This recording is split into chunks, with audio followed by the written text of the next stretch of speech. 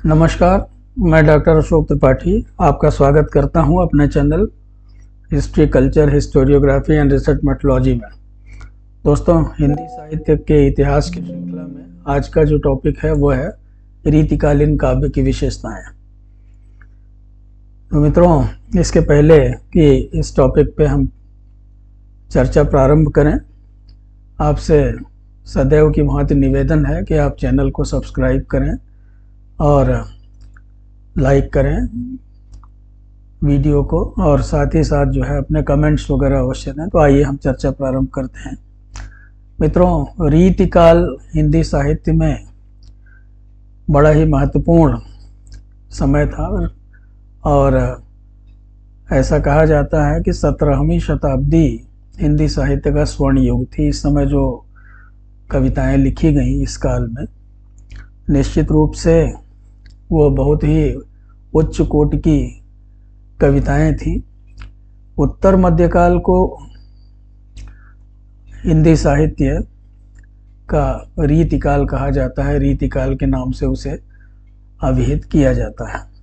इसका जो समय था वो आप मान सकते हैं कि संवत 1700 ईस्वी से 1900 ईस्वी तक, संवत तक, और ईस्वी सन में अगर हम देखें तो 1650 ईस्वी से 1843 ईस्वी तक रामचंद्र शुक्ल ने अपने हिंदी साहित्य के इतिहास में ये काल निर्धारित किया है।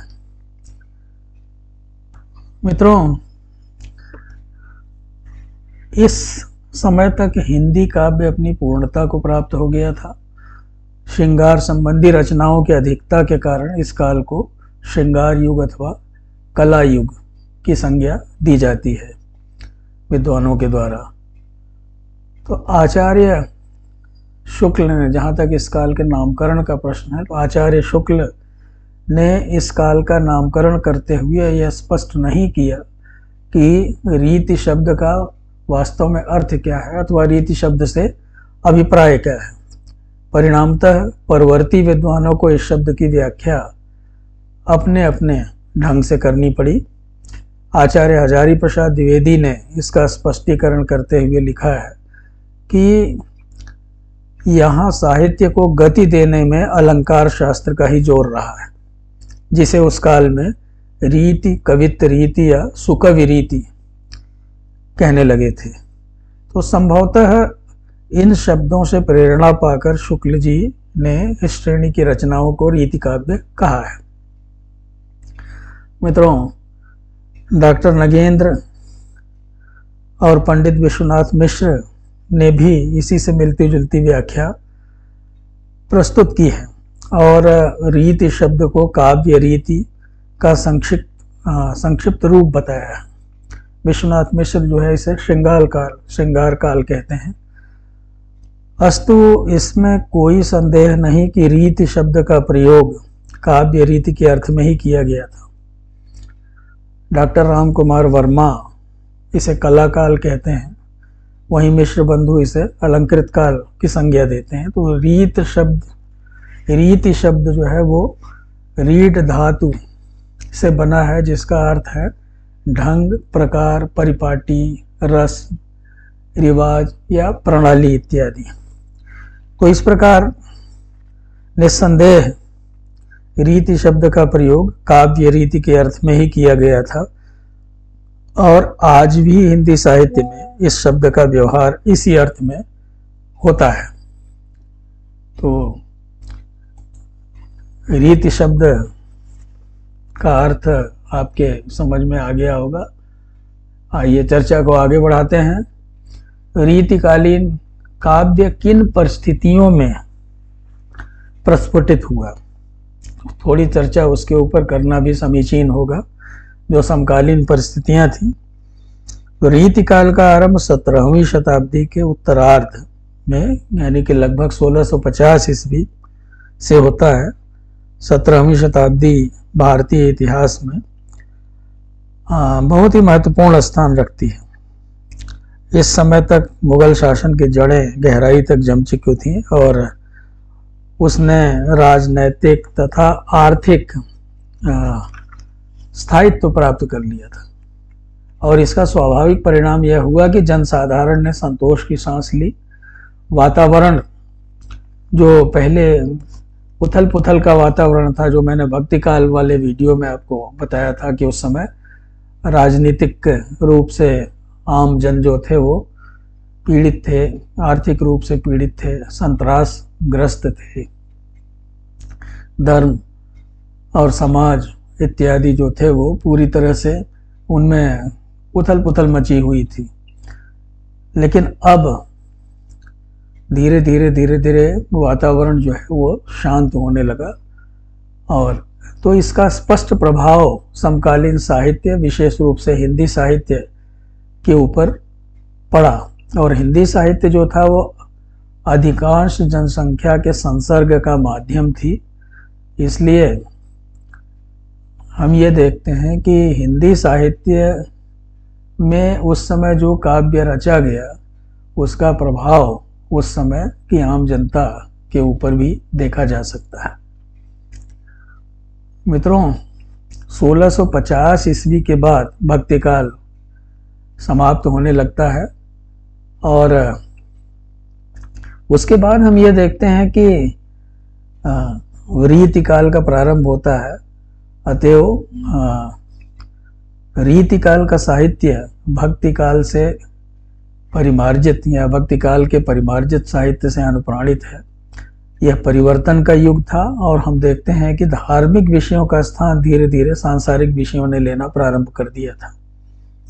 समय के साथ साथ कविताओं की प्रकृति में भी परिवर्तन हुआ, तथा भक्ति काल की कविताओं के भक्ति एवं मोक्ष का स्थान श्रृंगारिकता एवं प्रेम ने ले लिया। किंतु इससे हमें यह नहीं समझना चाहिए कि भक्तिकालीन कविताओं में प्रेम नहीं था। भक्तिकालीन कवियों द्वारा प्रेम अछूता रह गया था। संपूर्ण कृष्ण काव्य प्रेम से ही अनुप्राणित है, प्रेम से ही भरा हुआ है।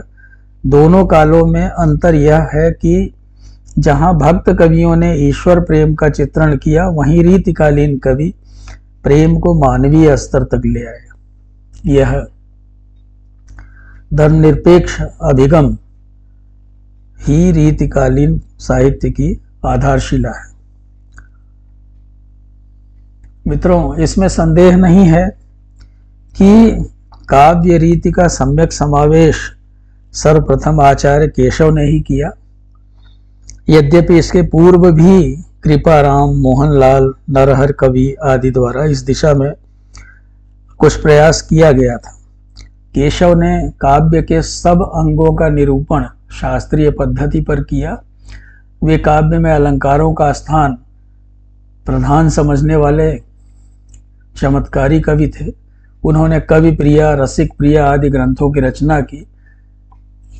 तो इस प्रकार केशव बहुत ही महत्वपूर्ण कवि रहे हैं, जिन्होंने काव्य की धारा को बदलने में बड़ी महत्वपूर्ण भूमिका निभाई। किंतु हिंदी रीति ग्रंथों की अखंड परंपरा चिंतामणि त्रिपाठी से चली। चिंतामणि त्रिपाठी बहुत ही महत्वपूर्ण कवि थे।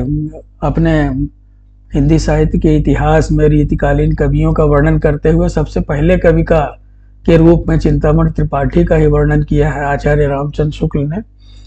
और उन्होंने लिखा है कि ये चिंतामणि त्रिपाठी कानपुर के रहने वाले थे और कानपुर जिले से थे।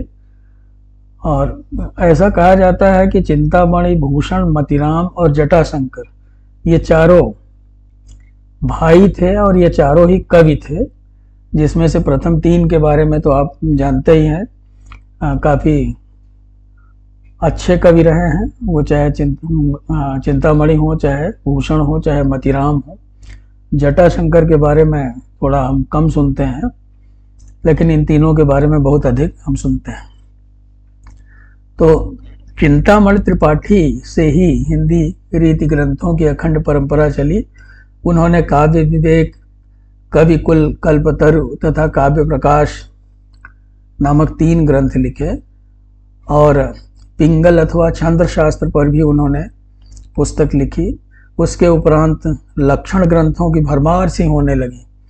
कवियों ने कविता लिखने की एक प्रणाली बना ली कि सबसे पहले दोहे में अलंकार या रस का लक्षण दिखाना और फिर उसके उदाहरण के रूप में कविता या सवैया लिखना। तो संस्कृत काव्य में कवि एवं आचार्य दो अलग अलग श्रेणियों के व्यक्ति रहे, किंतु हिंदी में यह भेद धीरे धीरे लुप्त होता जा रहा था। इसका आचार्यत्व के सूक्ष्म पर्यावलोचन पर हम कह सकते हैं कि बुरा असर पड़ा। रीतिकाल में दृश्य काव्य को ही अधिक प्रमुखता दी गई और मित्रों श्रव्य काव्य उपेक्षित सा हो गया था। रीतिकाल के कवि जो थे वो भावुक थे और सहृदय थे। उन्होंने रीतकाल के कवियों ने जो है वो भावुकता और सहृदयता को अपनी विशेषता के रूप में अपनाया और बहुत सारी बातों को आप देख सकते हैं। रीतिकालीन कविता की जो विशेषताएं हैं, यहाँ पे हम ये देखते हैं कि रीतिकाल के कवि जो थे उन्होंने काव्यांगों के शास्त्रीय पद्धति पर निरूपण करने के बजाय रस और अलंकारों के बहुत ही सरस और हृदयगाही उदाहरण बहुत ही प्रचुरता से प्रस्तुत किए हमारे समक्ष। नायिका भेद की ओर कुछ अधिक झुकाव था। इससे श्रृंगार रस के अंतर्गत बहुत सुंदर मुक्तक रचनाएं हिंदी साहित्य में दिखाई पड़ती हैं। नायिका भेद के एक एक अंग को लेकर के, जिसे हम कहते हैं नक्षिक वर्णन, तो एक एक अंग को लेकर के हिंदी साहित्य में रचना हुई। इसी प्रकार उद्दीपन के रूप में षड ऋतु वर्णन पर भी कई अलग अलग पुस्तकें लिखी गईं। विप्रलब्ध संबंधी 12 मासे भी कुछ कवियों ने लिखे। मित्रों रीतिकाल में प्रकृति की अनेक रूपता, जीवन की भिन्न भिन्न चिंत बातों तथा जगत के नाना रहस्यों की ओर कवियों की दृष्टि नहीं जानी पाई। उसका क्षेत्र संकुचित हो गया। जैसे हम देखते हैं भक्ति काल वगैरह में हम ये देखते हैं कि प्रकृति का वर्णन काफ़ी अच्छी तरीके से हुआ था, लेकिन यहाँ जो है थोड़ा सा हम देखते हैं कि प्रकृति की अनेक रूपता का वर्णन जो था वो संकुचित हो गया था। कवियों की व्यक्तिगत विशेषता की अभिव्यक्ति का अवसर बहुत ही कम रह गया। भाषा तो रीतिकाल में उच्च कोटि की हो गई, परंतु व्याकरण द्वारा उसका परिमार्जन नहीं हो पाया। तो इस कारण भूषण जैसे कवियों की भाषा भी कई स्थलों पर दोषपूर्ण हो गई। भाषा की इस गड़बड़ी का कारण शब्दों के रूप में स्थिरता का न होना, ब्रज एवं अवधि दोनों का सम्मिश्रण आदि माना जाता है। तो फारसी शब्दों का प्रयोग भी कहीं कहीं मिलता है, किंतु उत्कृष्ट कवियों ने ऐसे शब्दों को बहुत कम ही स्थान दिया। मित्रों रीतिकाल की एक विशेषता ये भी थी कि रीतिकाल के कवियों के जो प्रिय छंद थे वो दोहा, कवित्त और सवैये रहे। दोहा, कवित्त और सवैये, उस सवैयों की काफ़ी प्रधानता थी। और हम ये देखते हैं कि बहुत सारे जो कवि थे, जो बड़े बड़े कवि थे, उन्होंने उसमें लिखा। बिहारी जैसे कवि जो थे वो दोहों में लिखते थे, तो वहीं भूषण आप देखें वो सवैये में लिखते थे। और भी कई कवि सवैयों में अपनी कविता लिखते थे। तो कवित्त तो श्रृंगार और वीर रस दोनों के लिए प्रयोग किया जाता था। जैसे भूषण की कविताएं जो हैं वो वीर रस की कविताएं हैं, वहीं पद्माकर वगैरह की कविताएं जो हैं वो श्रृंगार रस से संबंधित कविताएं हैं, तो आप देख सकते हैं कि उनमें कवित्व का प्रयोग किया गया है। और करुण रस और कोमल रसों के लिए भी सवैया और कवित्व जो है वो बहुत ही अच्छे सिद्ध हुए।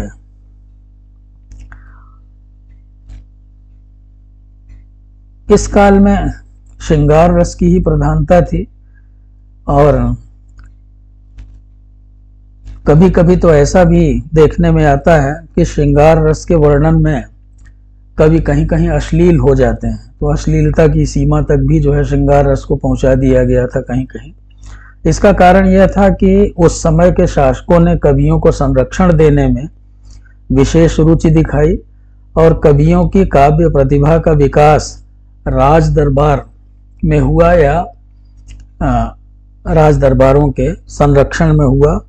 शांति एवं संपन्नता का युग था यह, तो शांति और संपन्नता ने साहित्य रचना में या कविता लेखन में, काव्य रचना में निहित विचारों में परिवर्तन कर दिया। कविता की पहचान यथोचित रूप से अब ललित कलाओं के रूप में होने लगी, जिसे हम अंग्रेजी में कहते हैं फाइन आर्ट्स। तो कविता जो है वो उसकी पहचान ललित कलाओं के रूप में स्थापित हो गई। इसी कारण इस युग में प्रचुर मात्रा में श्रृंगारिक कविताएं ही लिखी गई हैं। अंत में मित्रों, रीतिकाल के कवियों की हम बातचीत करें, रीतिकाल के प्रमुख कवियों का उल्लेख करना बहुत आवश्यक है। विद्वानों ने इस काल के कवियों को 3 कोटियों में विभक्त किया है, जिन्हें हम कहते हैं रीतिबद्ध कवि, अर्थात ऐसे कवि जो शास्त्रीय लक्षण देते हुए कविता करते थे, और इनमें प्रमुख कवि थे आलम बोधा, ठाकुर घनानंद, द्विजदेव आदि। इसी तरह से दूसरी कोटि के जो कवि थे उन्हें कहा जाता था रीतिबद्ध कवि, जो थे वो चिंतामण, मतिराम, देव, पद्माकर, भूषण आदि थे। इसी तरह से रीति मुक्त कवि जो थे वो उनके अंतर्गत जो है वो आलम बोधा, ठाकुर घनानंद, द्विजदेव आदि आते थे। तो रीति मुक्त कवियों की विशेषता ये थी कि ऐसे कवि जो बिना लक्षण दिए स्वच्छंद होकर रचना करते थे, यानी किसी रीति को नहीं मानते थे। इसी तरह से रीति सिद्ध कवि थे। तो रीति सिद्ध कवियों में बिहारी, वृंद, रसनिधि, राम कवि आदि आते हैं। रीति सिद्ध कवियों की विशेषता यह है कि वे कवि जो लक्षण तो नहीं देते थे, किंतु उनके काव्य में काव्य शास्त्र की सभी विशेषताएं समाविष्ट रहती थी।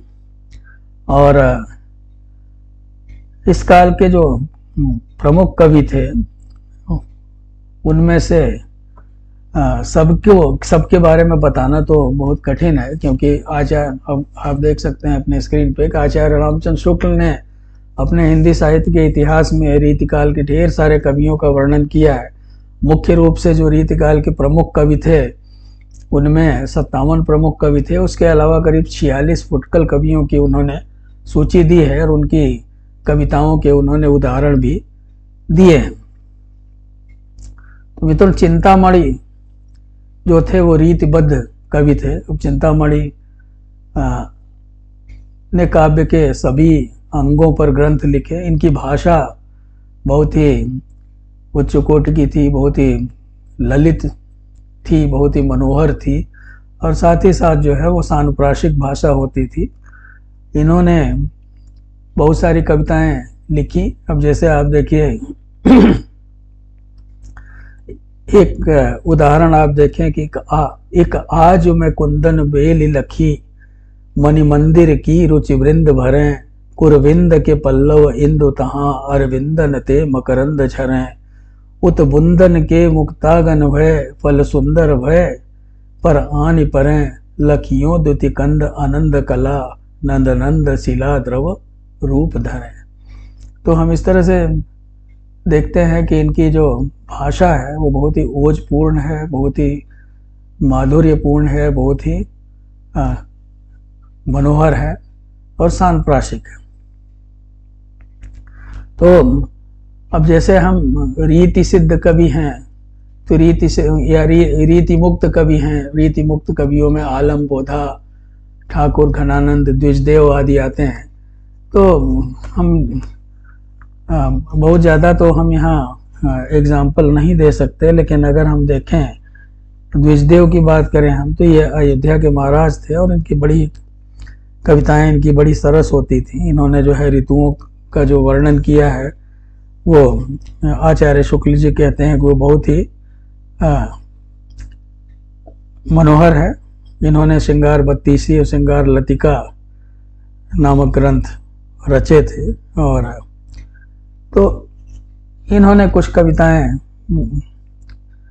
जो लिखी थी उनका एक नमूना आप देख सकते हैं कि बोली हारे कोकिल बुलाए, हारे के की गन सिखाए, हारी सखी सब जुगुती नई नई, द्विज देव की सौलाज बहरी न कुसंगई, न अंगन हूँ अपने अनीते इतनी ठई, आय न कुंजन ते पलटी पधारे, श्याम देखन न पाई वह मूर्ति सुधामयी, आवन समय में दुख दायिनी भई, लाज चलन समय में चल पल न दगा दई।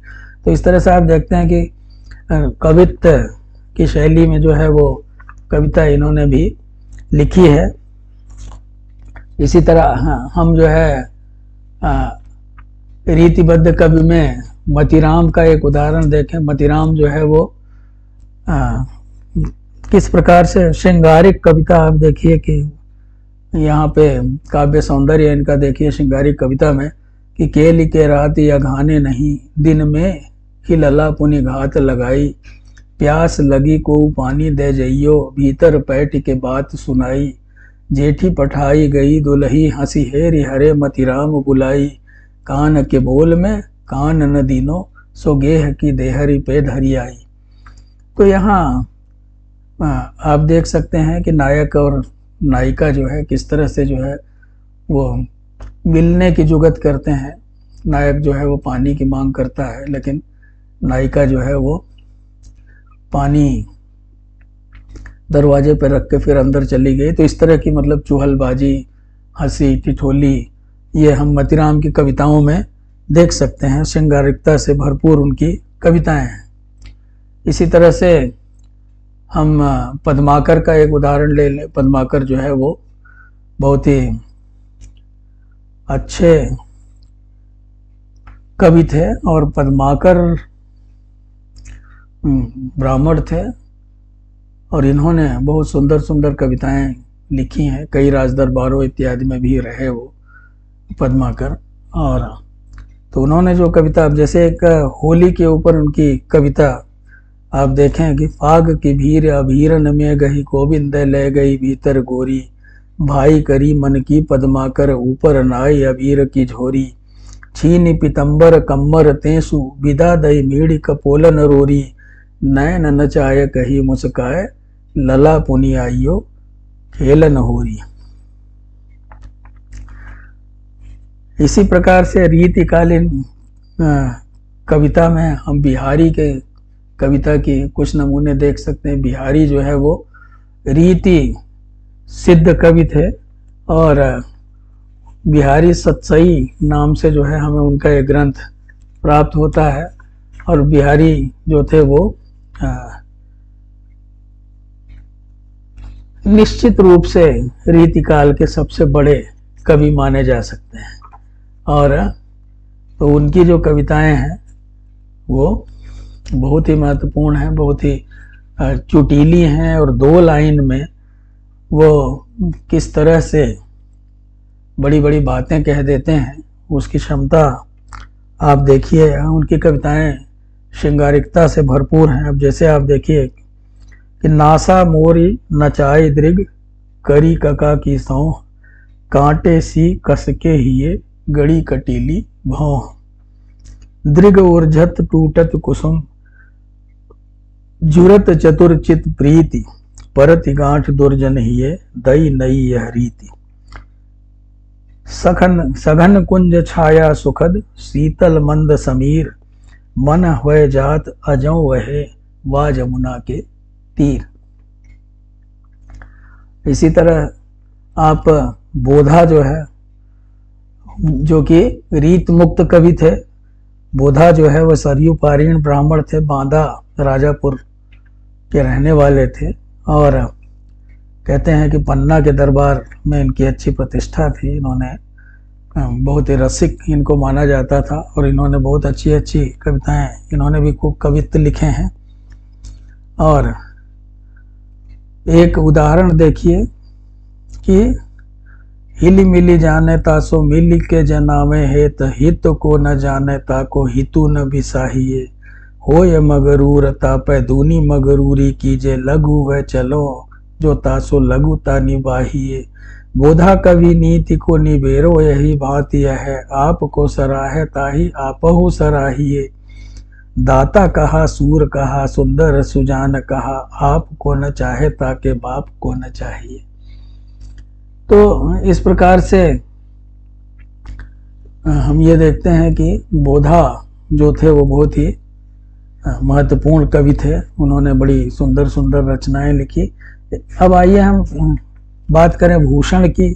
भूषण जो है, जैसे हमने प्रारंभ में ही कहा कि भूषण जो थे वो वीर रस के कवि थे और चिंतामणि और मतिराम के भाई के रूप में जो है प्रसिद्ध हैं। और इनके बारे में यह कहा जाता है कि महाराज छत्रसाल और महाराज शिवाजी के दरबारों में रहे और इन्होंने जो है दोनों ने इनका बहुत आदर किया था। और यहाँ तक कि कहा जाता है कि इन्होंने जो है एक बार कहा था कि शिवा को बखानो कि बखानो छत्रसाल को, किसका बखान करूं मैं। कहते हैं कि छत्रसाल ने इनकी डोली तक उठा ली थी। और इनके कई ग्रंथ मिलते हैं, जैसे शिवराज भूषण, शिव बावनी, छत्रसाल दशक इत्यादि। इसके अतिरिक्त भूषण उल्लास, भूषण हजारा इत्यादि भी ऐसा माना जाता है कि इन्हीं के द्वारा लिखा गया था। तो इनकी जो कविताएं हैं वो वीर रस से भरपूर होती हैं, बहुत ओजस्वी कविताएं होती हैं। और इनकी कविता का जो है एक उदाहरण आप देख सकते हैं। आप लोगों ने सभी ने ये कविताएं पढ़ी होंगी और निश्चित रूप से पढ़ी होंगी। अब जैसे आप देखिए, ऊंचे घोर मंदिर के अंदर रहन वारी, ऊंचे घोर मंदिर के अंदर रहती हैं, कंदमूल भोग करें, कंदमूल भोग करें, तीन बेर खाती तवे तीन बेर खाती हैं। भूषण शिथिल अंग, भूषण शिथिल अंग, बिजन डुलाती व बिजन डुलाती हैं। भूषण बनत शिव राज वीर, तेरे त्रास नगन जड़ाती तवे नगन जड़ाती हैं।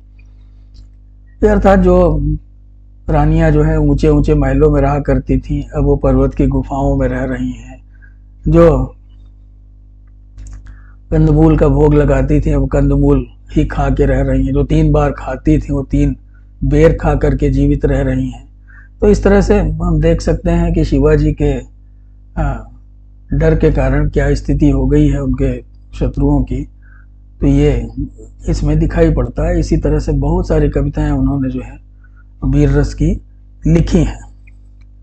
तो मित्रों, जहाँ तक मैं समझता हूँ कि रीतिकाल की विशेषताएं जो हैं वो आपके समझ में निश्चित रूप से थोड़ी बहुत आई होंगी। मैं नहीं जानता कि मैं कितना सफल हुआ हूँ उसको समझाने में।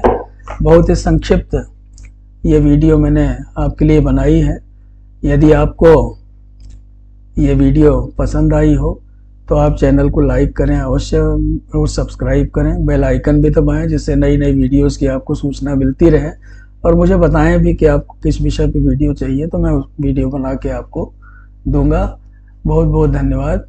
नमस्कार।